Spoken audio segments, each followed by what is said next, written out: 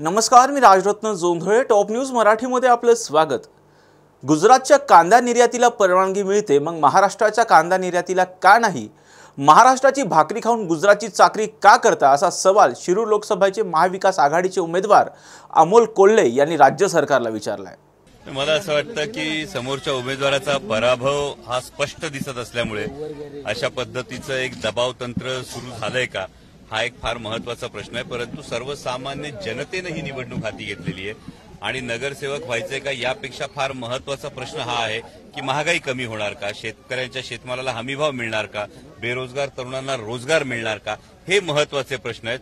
आणि या प्रश्नांमुळे सर्वसामान्य जनतेने निवडणूक हाती घेतली आहे. 2013ला माननीय पंतप्रधानांनी आवाहन केलं होतं की घरातल्या गॅस सिलेंडरला नमस्कार करून मग मतदानाला जा. आता जर गॅस सिलेंडरला नमस्कार केला तर बटन कुठलं दाबलं जाणार, हे सर्वसामान्य जनतेने ठरवलंय. शेतकऱ्यांच्या शेतमालाला हमी भाव नाही. प्रत्येक वेळी कालही माननीय उपमुख्यमंत्री देवेंद्रजी फडणवीस यांनी धादांत एक खोटं ट्विट केलं, 99,000 टन कांद्याच्या निर्यातीला परवानगी मिळाल्याचं.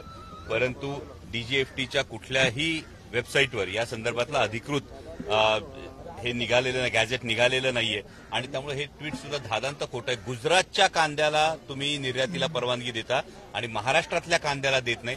मला वाटतं आदरणीय दादांनी या संदर्भात लक्ष घालणं जास्त गरजेचं आहे.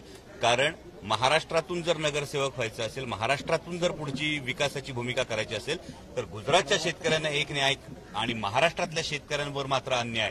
महाराष्ट्राची भाकरी खाऊन गुजरातची चाकरी का केली जाते, याचं खरं तर याकडे लक्ष देणं जास्त गरजेचं आहे. मला असं वाटतं की सर्वसामान्य मराठी जनता जी स्वाभिमानी जनता आहे, ही स्वाभिमानी जनता ज्या पद्धतीनं इंडिया आघाडीच्या मागे उभी आहे, आदरणीय शरद पवार साहेब असतील, उद्धव साहेब ठाकरे असतील, राहुलजी गांधी असतील, यांच्या पाठीमागे जी ठामपणे सर्वसामान्य जनता उभी आहे, त्यामुळे माननीय पंतप्रधानांना इथे यावं लागतं. यातच इंडिया आघाडीचा विजय निश्चित आहे. तर हे सगळं नियोजन झालेलं आहे. हे करत असताना आज जर आपण एकूण परिस्थिती बघितली तर सर्वसामान्य जनतेने निवडणूक हाती घेतलेली आहे. आणि मी कायम असं म्हणतो की ज्याचा बालेकिल्ला मजबूत त्याचा गड मजबूत, आणि जर गड मजबूत असलं तर मुलुकगिरीला बाहेर पडता येतं. त्या पद्धतीनं मी स्वतः बाहेरच्या मतदारसंघांमध्ये सुद्धा सभा घेणार आहे.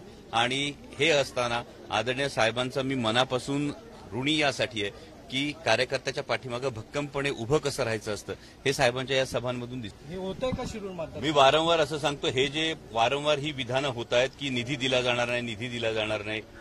सर्वसामान्य जनता जो टॅक्सचा पैसा देते, जो कर भरते, अगदी पायातल्या स्लीपरपासून, अंगावरच्या कपड्यापासून, खाद्यपदार्थांपासून ते औषध गोळ्यांवर सुद्धा आम्ही जो टॅक्स भरतो, या टॅक्सचा हा निधी असतो. त्यामुळे निधी कुणाच्या मालकीचा नाही, हे सर्वसामान्य जनता अगदी व्यवस्थित जाणते.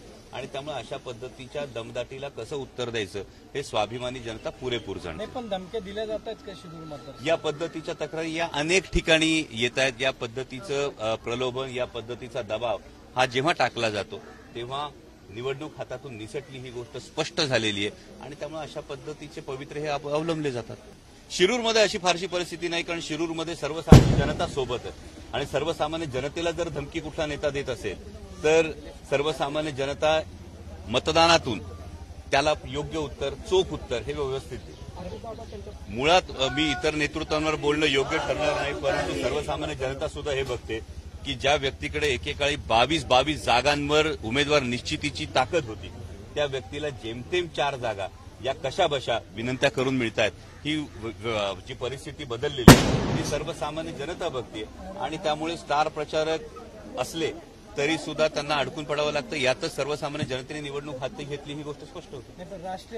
एखाद्या पक्षाच्या राष्ट्रीय अध्यक्षांना जर केवळ 4 जागांवर समाधान मानावं लागत असेल तर ही परिस्थिती काय आहे हेही आपण बघा. आणि त्यातही एक स्वतःच्या प्रदेशाध्यक्षांना उमेदवारी द्यावी लागते, एक स्वतःच्या घरात उमेदवारी द्यावी लागते आणि उरलेल्या 2 ठिकाणी उमेदवार आयात करावा लागतो. शिरूर लोकसभा मतदारसंघामधले उमेदवार तर सपशेल डमी उमेदवार आहेत. ही गोष्ट सगळ्यांच्या समोर आलेली आहे. कारण माननीय मुख्यमंत्री एकनाथ शिंदे यांच्या पक्षात ते उद्धव साहेबांना धोका देऊन गेले होते, परंतु माननीय मुख्यमंत्री एकनाथ शिंदे यांच्या मनातले ते उमेदवार नव्हते. हे नाशिकच्या प्रेस कॉन्फरन्समध्ये भुजबळ साहेबांनी स्वतः स्पष्ट केलं. त्यानंतर तिकिटासाठी ते ज्या पक्षात उडी मारून आले त्या पक्षातही आधी वेगळ्या उमेदवारांची चाचपणी झाली होती. इतकंच कशाला, त्यांचा उमेदवारी अर्ज भरण्यासाठी सुद्धा जी जाहिरात करण्यात आली होती त्या जाहिरातीमध्ये माननीय मुख्यमंत्री येणार होते, 2 उपमुख्यमंत्री येणार होते. मात्र मुख्यमंत्री महोदयांनी पाठ फिरवली, उपमुख्यमंत्र्यांनी त्याकडे पाठ फिरवली. त्यामुळे समोरचे उमेदवारच हे डमी उमेदवार, असे उमेदवार जर एखाद्या राष्ट्रीय अध्यक्षाला द्यावे लागत असतील तर काय परिस्थिती ग्राउंडवर आपण पहा. या वाक्याचा काही अर्थ समजला असेल तर आपणही मला सांगा. मी त्यांना एवढ्या शुभेच्छा देतो की अशा वयस्कर नेत्यांवर मी टीका टिप्पणी करत नाही.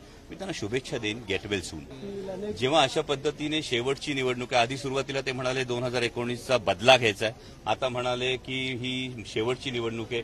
हे मी माझ्यासाठी, यापेक्षा ही निवडणूक देशासाठी हो.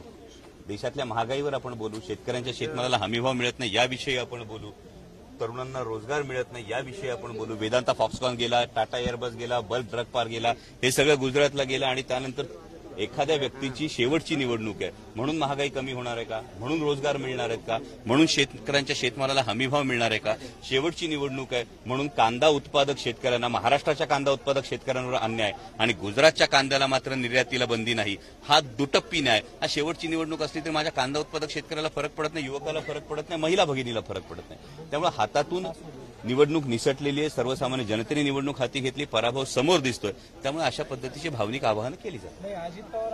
हे जर खरं असेल तर मला वाटतं की सर्वसामान्य जनतेने याचा विचार करावा. तुमच्या टॅक्सचा पैसा आहे, तुमच्या टॅक्सच्या पैशातून कुठल्याही लोकप्रतिनिधी, बारामती असेल, शिरूर असेल, कुठल्याही लोकप्रतिनिधी स्वतःच्या घरच्या विकासासाठी मागितला नव्हता. जी सर्वसामान्य जनता टॅक्सचे पैसे देते त्याच विकासासाठी निधी मागितला होता. आणि या पद्धतीने जर विचाराचे उमेदवार नसतील आणि निधी दिला जात नसेल तर मला वाटतं हे एकूणच लोकशाही प्रणालीला घातक आहे.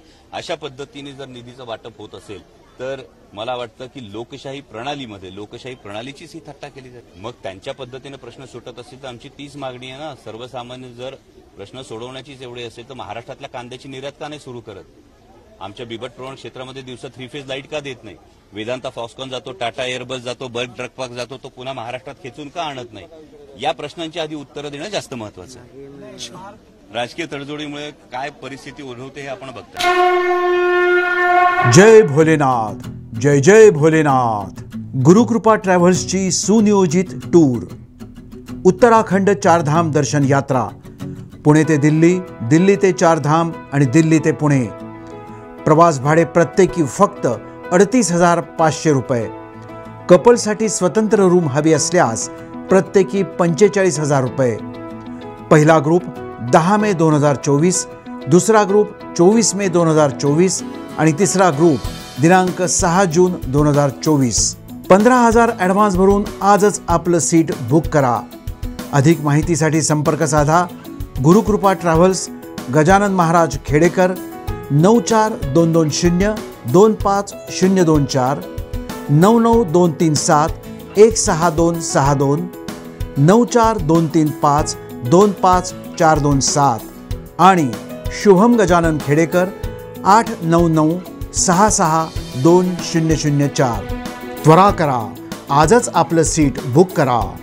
जय भोलेनाथ, जय जय Bholenath.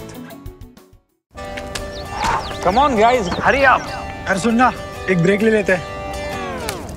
Guys, I'm telling you, तुम लोगों को सही से ट्रैकिंग नहीं आता. But that's okay, you can learn.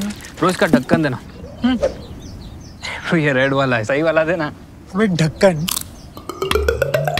पहले तो सही पानी पीना.